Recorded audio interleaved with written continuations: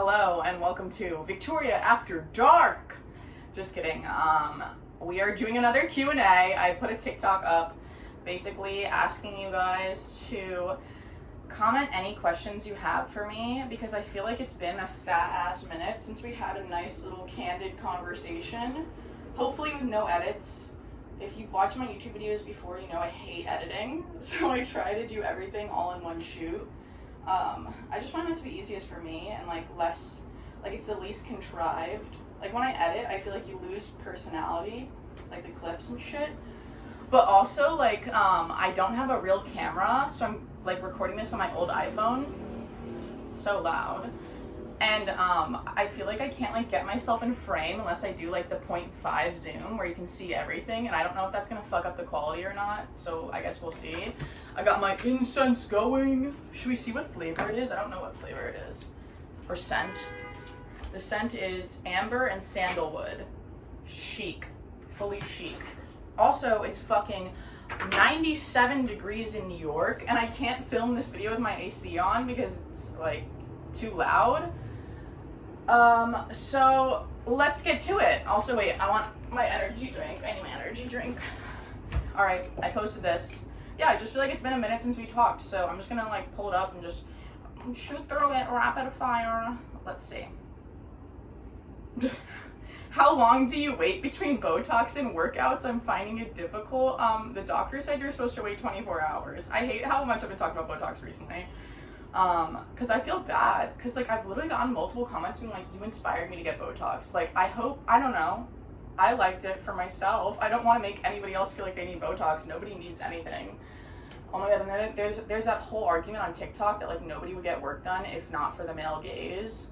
If there were no men in society, we wouldn't do it, but whatever. I don't want to think about that. Okay. Oh, this question? It's from It's Maddie. She said, is it hard for you to find and trust new people in your life now as an influencer? Damn, Maddie, you're really starting it fucking strong. It's fucking 12 in the afternoon, and I woke up 2 hours ago, and we're starting with this question after the Botox one. Yeah, it definitely is hard. I was seeing somebody, so I've been doing TikTok for 6 months now. I was seeing somebody for the first 3 months of it.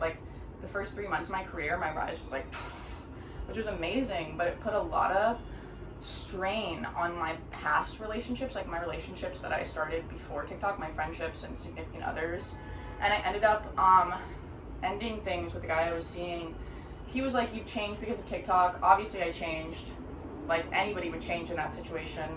And it was just a weird relationship. And then a lot of my friends, I felt the dynamic between us changed so much when really I haven't changed at all. It's I don't know. I hate that society conditions us right now to associate a number with a person. I remember literally I had no social media for 6 months before coming back and doing TikTok.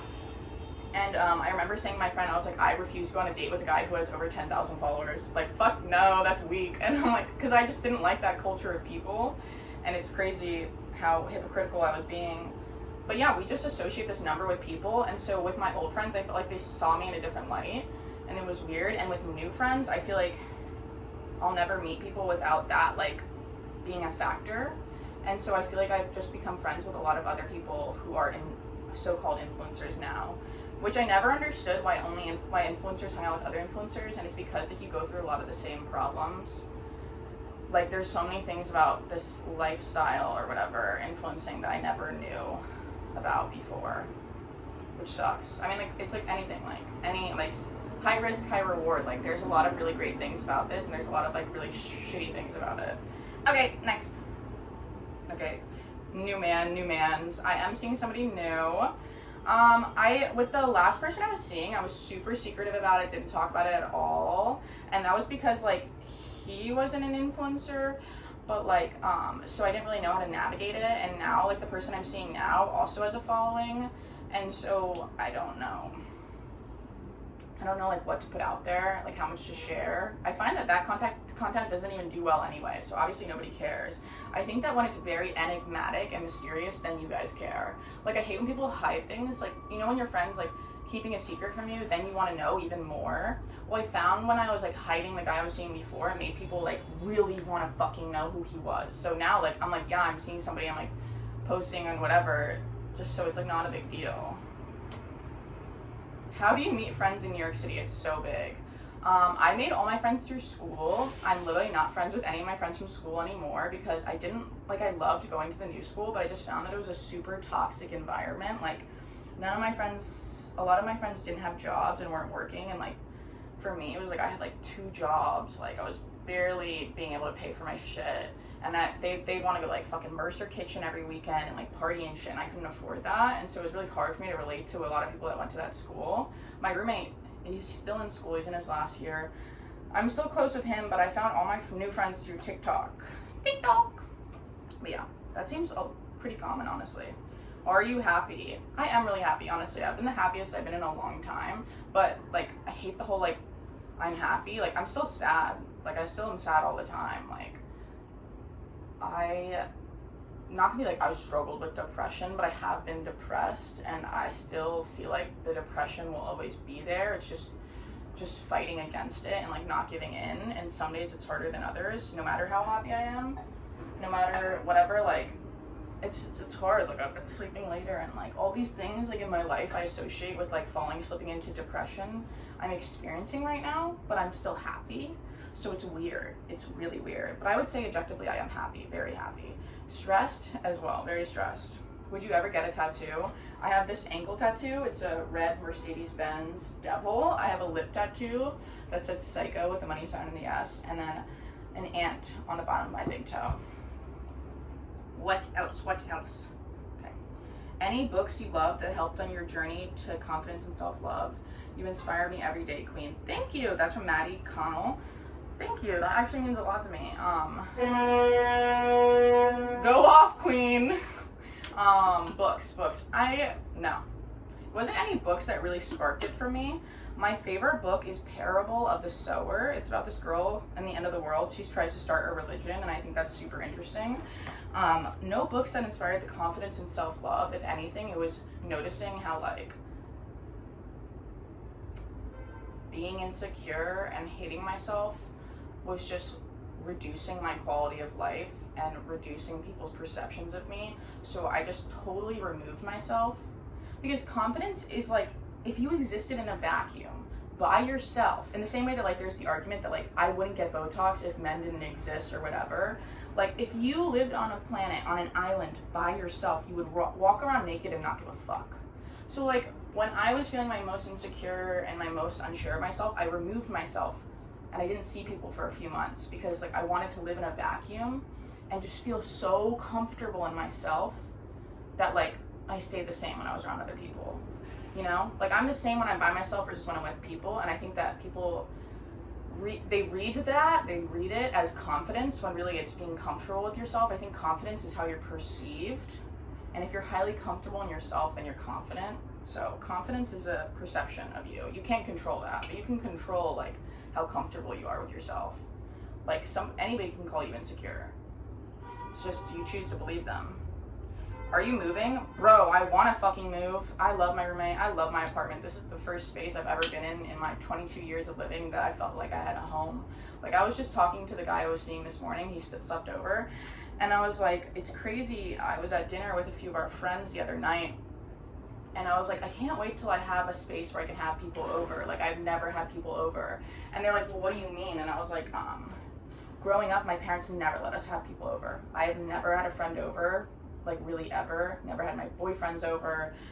My home growing up was never a space where people came into. It was some place where I went to like hide away and like whatever. It wasn't, I wouldn't even say it's a safe space because it wasn't. Like I didn't feel safe there. Most of the time I felt like so on edge and like just locked up in my room.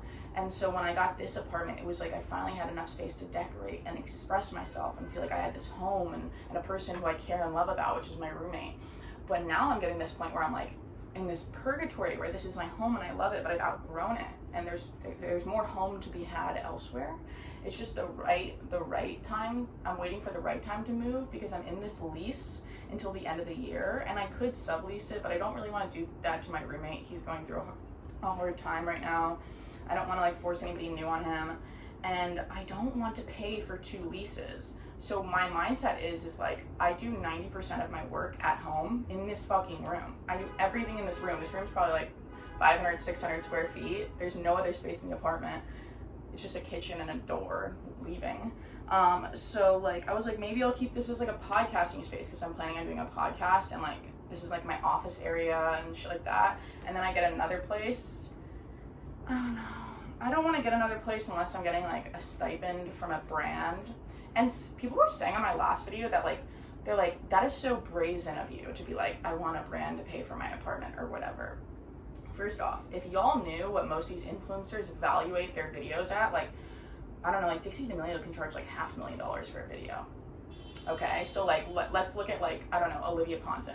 Olivia Ponton's like 1/10 the size of her. So if Dixie D'Amelio charges like $500,000 for a video and Olivia Ponton's like 1/10 the size, that means she charges like $50,000 a video. Okay, well, the average rent in New York City for a really fucking nice apartment is like 10 grand a month. So if, say, somebody like Olivia agrees to do like 3 videos for a brand in a calendar year, if they pay for her rent for the whole year, it's the same thing as getting paid. Like, it's not uncommon to get a brand to pay for your living situation or stuff like that, because the content is so valuable. And even for these brands, I think sometimes it's considered a write-off for them. They're more inclined to pay for the apartment, or like, there's something like, a lot of people will do campaigns for brands or whatever and say like they want to build up their credibility, like that they're a model or an actor or whatever. And so like, instead of like taking the big paycheck, what is that noise? That big paycheck, the brand will be like, oh, but we'll put a billboard of you up on like Sunset in LA, and that'll make you seem like really important if you take a less pay or do it for free or whatever. So there's all these deals that are like really interesting structure wise, and I used to work in finance, so I'm really interested in it, that are super amazing. Like, I'm not gonna just go sign a second fucking lease and like be paying out the nose for an apartment when like should just wait for the right situation and the right partnership. And yeah, and it's just like right now I'm waiting to partner with the right people to find this new apartment, possibly, hopefully, we'll see, I don't know. But yeah, I want to move. I want to live, right now I'm in Flatiron. Before we were living in Soho, and I love Soho, but I really want to live in the West Village or Tribeca. But yeah, like, it's totally feasible to like get a brand to pay for an apartment or whatever if you agree to do like an X number of content per year, per month, or whatever, and then they'll pay your rent, or they'll pay you a stipend and then use that to pay rent. But for me, it's like, I just want to wait for the right brand, the right partnership, the thing that fits best with me. It's like, I'm not going to take just any deal. Okay. Oh my gosh, this is from a Victorian. Victoria, call me by your name, said, first time getting stopped in the street, like from a Victorian. It was my first week back in New York City, so I've been doing TikTok for 6 months. The first month I was in North Carolina, staying with my family. I've lived in the city for like 3 or 4 years now. I've heard people say that I was living in North Carolina, then moved here recently. Like, no, I've been here for a fat ass minute. I just went home because of COVID. But it was my first week back in the city, and I'm walking down Broadway. Was it Broadway? I don't know. It was like Flatiron area, and I'm walking past Blick, and then I go by this coffee shop, and this girl's waving at me furiously, and it's still like winter time, and I'm wearing one of my like leather chapka hats. It's like a very distinct hat, and this girl's waving at me, and I'm like, hi, and she's like, hi, and I'm like, what's up? And she's like, I follow you on TikTok. And I was like, oh, no fucking way, that's sick. And it's actually a funny story because like, I don't know, like, I only had like 150K then, I think, maybe like 10K on Instagram, and I'd never been stopped before, so this girl seemed cool, so I gave her my phone number, and we were talking, and she was asking to hang out, and then I never went and hung out with her, because I was like, wait, this is weird, like, to get stopped. And like, also, like, I gave her my phone number, and she said she followed me, but like, she actually didn't follow me, so I was like weirded out. I was gonna know, but she seems sweet. It's just like weird. It's a weird relationship, to like have other people know who you are, and like, this is the first time you meet them, because I feel like people have a perception of you, and I feel like I'm constantly being perceived, yet I don't know who any of these people are who are perceiving me, which can be a really scary feeling. And it can feel like really suffocating to feel like people know who you are, and people have expectations for you and you may never live up to them. Like, I'm just a person, I'm just a human, whatever. That was the first time I ever got stopped. I don't give away my phone number now. Especially since my shit got leaked. Somebody leaked my fucking phone number, which is super chill. But then I got a new phone number, so it's fine. Yeah, that was the first time I ever got stopped. That was a total out-of-body experience. Like, literally, but some days I'll get stopped like 15 to 30 times a day. Like, depending on if I've posted the outfit and if I'm in like an area where there's a lot of people like that are my demographics, like younger kids in Lower Manhattan. Okay. What are some red flags in people that you've noticed / experienced? I would say a red flag that I've noticed in myself that I see in other people is when I've had a really, really hard relationship with my family, like when things weren't good with my family.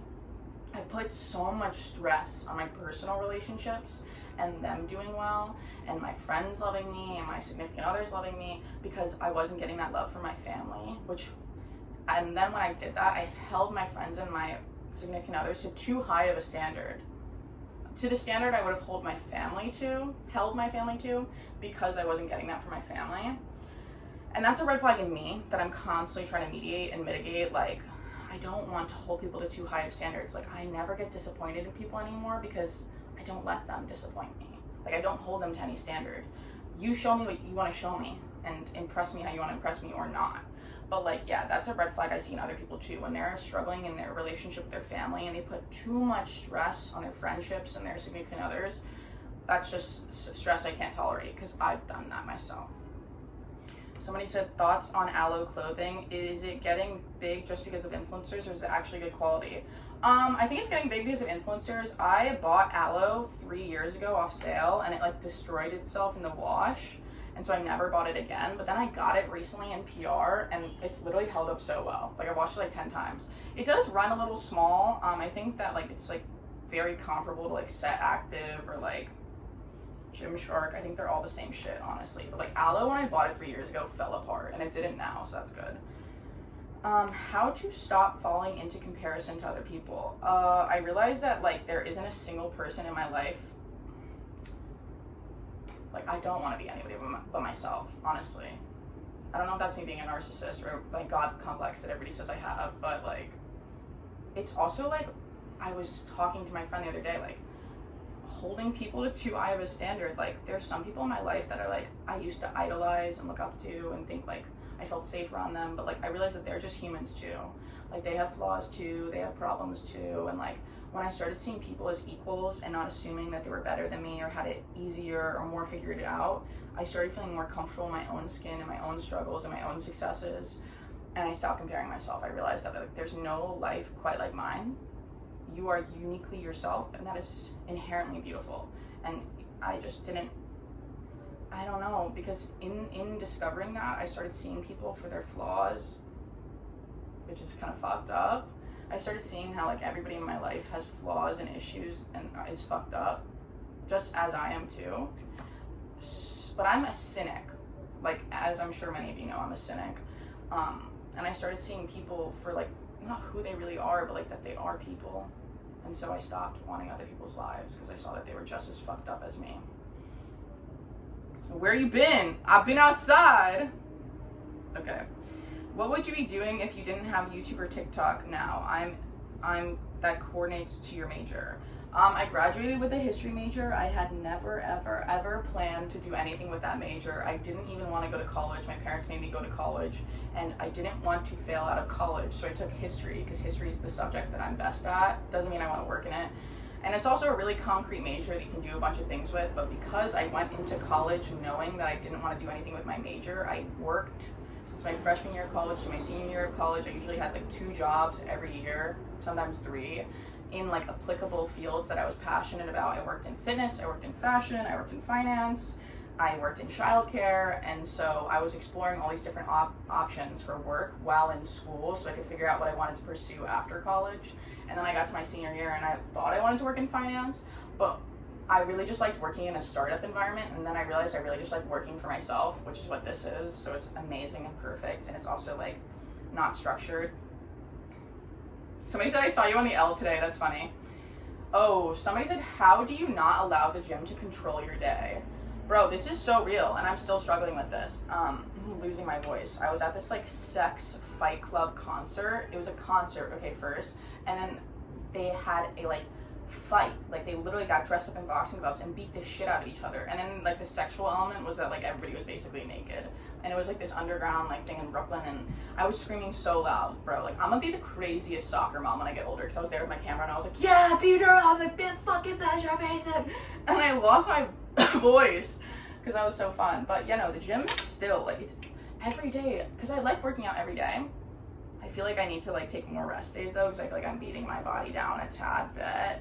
But, like, it's always in the back of my mind that I have to go to the gym today. And if I haven't gone yet, then I'm like, you need to go to the gym. And then, like, I'm out with my friends, and I'm like, the gym closes in 2 hours. I have to go now. And it still does control me. I think that, honestly, if I wanted the gym not to control me, I would wake up earlier and get it done with. First thing I did with the day.